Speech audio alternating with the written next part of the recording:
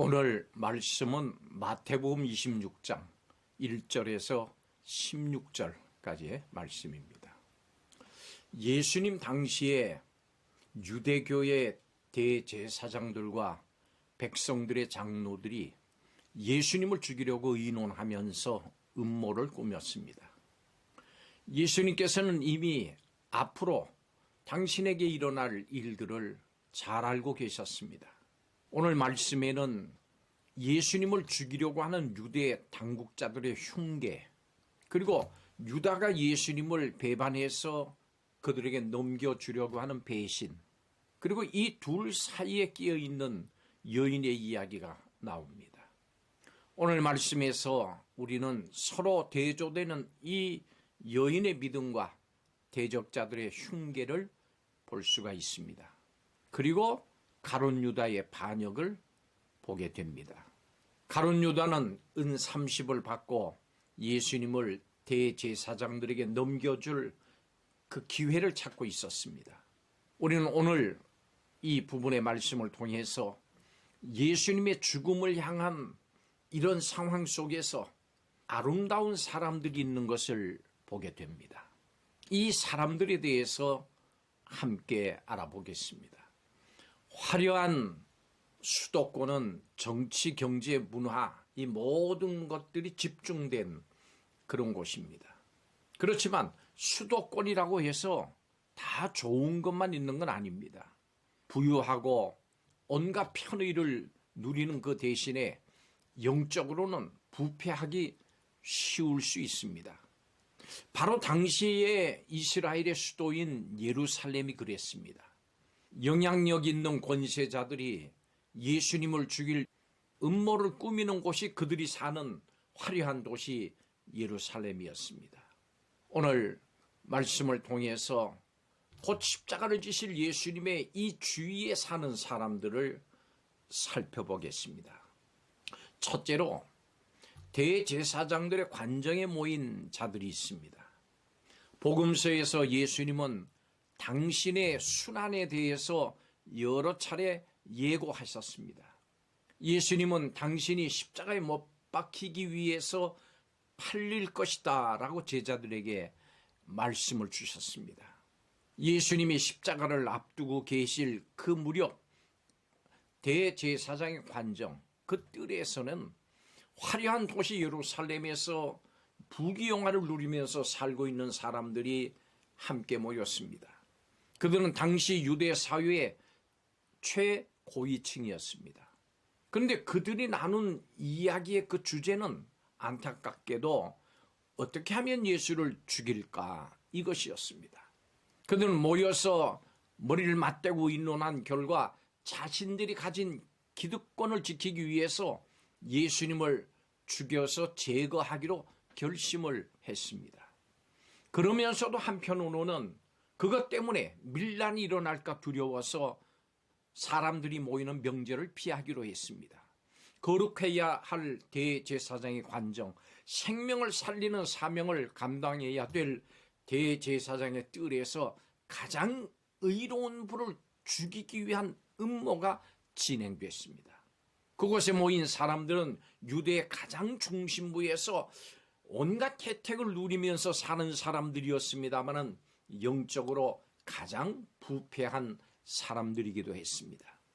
이렇게 예수님의 주위에는 예루살렘 대제사장의 관정에 함께 모인 사람들이 있었습니다. 두 번째로 베다니 나병 환자 시몬의 집에 모인 사람들이 있었습니다. 이 대제사장의 관정에서 예수님을 죽이기 위한 음모가 진행되던 바로 그 무렵 예루살렘에서 한 2km 정도 떨어진 베단이라고 하는 작은 마을에서도 모임이 있었습니다. 그곳에 모인 사람들은 권력자가 아니라 아주 가난한 사람들이었습니다.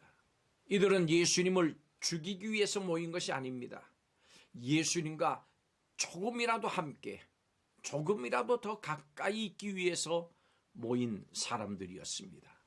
그들의 중심에는 예수님이 계셨습니다.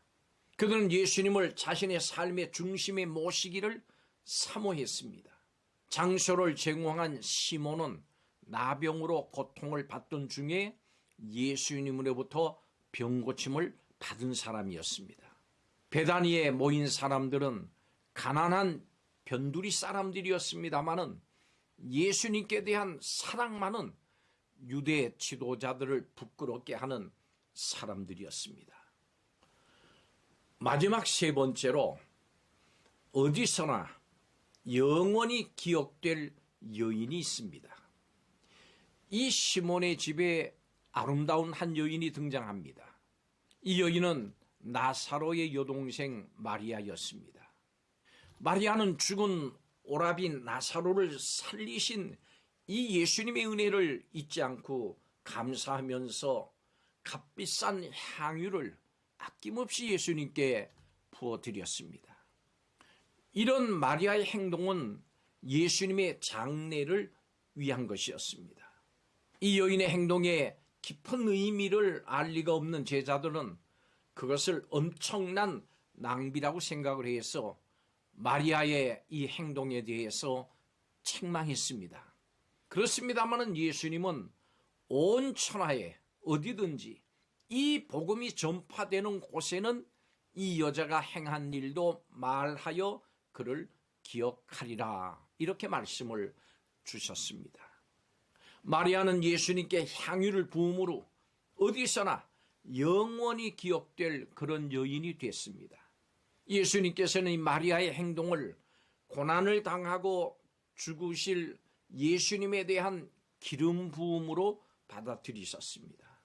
이는 십자가에 못 박힌 예수님, 즉 복음 사건의 중심이었고, 그리고 그 사건의 인준이었습니다. 성도 여러분, 복음은 구제와 사회 봉사 이것보다 더 근본적이고 또 본질적이고 우선적이라야 됩니다. 복음이 있기 때문에 구제와 사회 봉사는 더 그 의미와 가치가 높아집니다. 우리는 복음과 사회 봉사에서 그 중에 어느 것 하나를 선택할 것이 아니라 둘 다 해야 합니다. 이 둘은 서로 대립되는 일이 아닙니다. 함께 하되 복음이 우선돼야 됩니다. 사도 바울은 골로새서 3장 23절에서 모든 일을 주께 하듯 하라, 이렇게 골로새 성도들에게 명령했습니다. 그렇습니다. 성도는 모든 일에 있어서 주님께 하는 일과 또 복음이 그것이 중심이고 그것이 가치 있는 일이고 그것이 바로 우선할 일입니다. 예루살렘은 유대의 수도로 중심지였습니다마는 그곳은 예수님을 죽이고자 하는 흉계와 음모가 시작된 곳이었습니다. 예루살렘이 영적 중심지가 아니라 영적 중심지는 따로 있었습니다. 시골 베다니였습니다. 그곳에 예수님께서 사랑하시는 사람들이 있었습니다. 우리의 중심지는 세상의 화려한 도시가 아니라 어디든 예수님이 계시는 곳이고 예수님이 가시는 곳이고 또 예수님을 예배 드리는 곳입니다. 예수님을 사랑하고 헌신하는 마리아가 있는 곳에 예수님이 계셨습니다. 예수님을 사랑하고 헌신하는 성도가 있는 곳에 예수님이 바로 그곳에 계십니다. 여러분이 사랑하고 헌신하고 예배하는 바로 그곳에 예수님 계십니다. 예수님께서는 두세 사람이 내 이름으로 모인 곳에 나도 그들 중에 있다고 말씀을 주셨습니다. 그렇기 때문에 우리는 어디서든지 예수님을 사랑하고 헌신하기 위해서 힘써야 됩니다. 그리고 마지막까지 기억될 헌신으로 예수님을 사랑해야 됩니다. 옥합을 들고 예수님께로 나갑시다. 옥합을 깨트려서 예수님께 예배를 드립시다. 여러분의 옥합은 무엇입니까? 성도 여러분, 예수님께서 그리고 사람들에게 영원히 기억될 베다니의 마리아가 되시기 바랍니다. 기도하겠습니다. 주님을 가장 귀하게 여겨서 내 자신의 가장 아름다운 것 전부라도 아낌없이 드리는 마리아 같은 믿음으로 살기를 원합니다. 이 땅에 생명을 주시고 나를 위해서 십자가를 지시고 영생까지 허락하신 주님께 감사하며 기쁨으로 옥합으로 헌신하는 성도가 되게 하여 주옵소서. 영원히 기억하는 또 다른 마리아가 되게 하여 주시옵소서. 예수님의 이름으로 기도하옵나이다. 아멘.